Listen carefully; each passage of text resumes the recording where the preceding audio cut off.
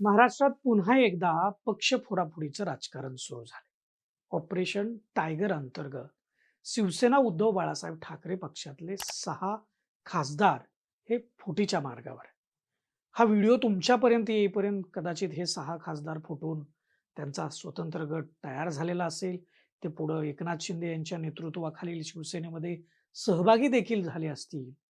आणि गेल्या काही वर्षामध्ये राजकारणातील विचार संपत चाललाय. राजकारण हे केवळ पद, पैसा आणि स्वतःवरील भ्रष्टाचाराची प्रकरणं दडपण्यासाठी काहीही या विचारानं सुरू आहे. यातून भविष्यातील राजकारणाची दिशा ही आपल्याला समजून येईल. महाराष्ट्रात एकनाथ शिंदेच्या नेतृत्वाखाली पहिलं बंड झालं आणि त्यानंतर शिवसेना फुटली. नुसती फुटली नाही, तर शिवसेना नेमकी कुणाची हा वाद त्यातून उभा राहिला व तो सध्या सर्वोच्च न्यायालयामध्ये आहे. त्यानंतर राष्ट्रवादी काँग्रेसमध्ये फूट पडली. अजित पवार आणि त्यांचे सहकारी भाजप शिवसेना महायुतीच्या सरकारसोबत गेले. त्यानंतर आपण नुकतेच तृणमूल काँग्रेसमध्ये पडलेली फूट बघितली.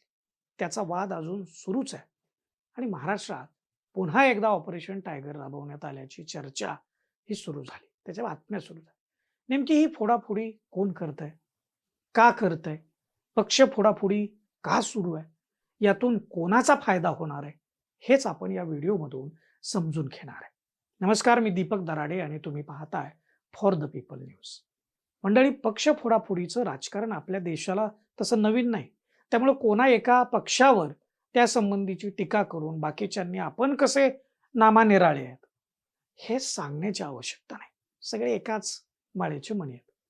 त्यामुळे राजकारणातील सध्याच्या सर्वच राजकीय पक्षांचा स्तर हा खालावला असल्याचं आपल्याला मान्यच करावं लागतंय. जे सुरू आहे ते खरंच अपेक्षित नाही. राजकीय घोडेबाजार होणं हे लोकशाहीच्या दृष्टिकोनातून लांछनास्पद आहे. पश्चिम बंगालमध्ये नुकत्याच विधानसभेची निवडणूक झाली. तिथं ममता बॅनर्जी यांच्या तृणमूल काँग्रेसचा दारुण पराभव झाला. भारतीय जनता पार्टीचं सरकार तिथं बहुमतानं आलं आणि काही दिवसातच तृणमूल काँग्रेसला खिंडार पडायला सुरुवात झाली. आधी आमदारांनी बंड करून वेगळा गट स्थापन केला. त्यानंतर 20 खासदारांनी बंड केलं आणि सत्ताधारी भाजप प्रणित एनडीए सरकारला या खासदारांनी पाठिंबा दिला. आता शुक्रवारी म्हणजे येणाऱ्या शुक्रवारी शिवसेनेचा वर्धापन दिन आहे. त्या पार्श्वभूमीवर शिवसेना उबाटा गटामध्ये आलबेल नसल्याच्या आणि ऑपरेशन टायगरच्या बातम्या सुरू झाल्या. गेल्या 3-4 महिन्यापासून खरं तर हे फोडाफोडीचं राजकारण सुरू असल्याचं समजतंय.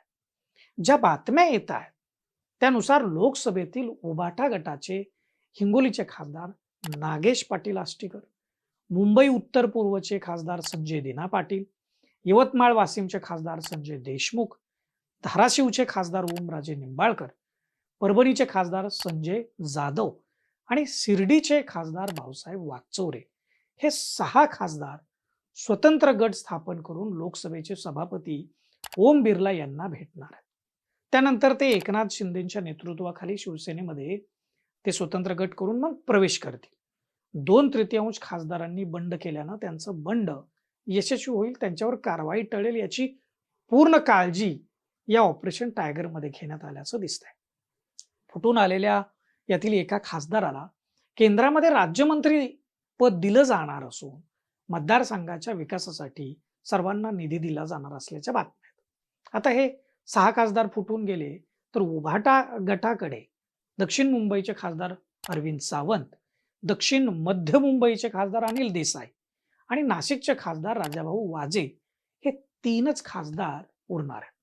आता हे खासदार फोडाफोडीचं हे राजकारण देशभरामध्ये का सुरू आहे आणि महाराष्ट्रातही त्याचं लोण का आलं, या पाठीमागचं म्हणजे या सर्व फोडाफोडीच्या राजकारणाला भारतीय जनता पार्टीचा आशीर्वाद असल्याची चर्चा आहे. भाजपचे केंद्रातील नेत्यांपासून ते राज्यातील नेत्यांपर्यंत सर्वांकडून या फोडाफोडीविषयीच्या राजकारणाविषयी मात्र कानावर हात ठेवलेले आहेत. त्यांना याविषयी काहीच माहिती नसल्याचं ते सर्वजण सांगतात.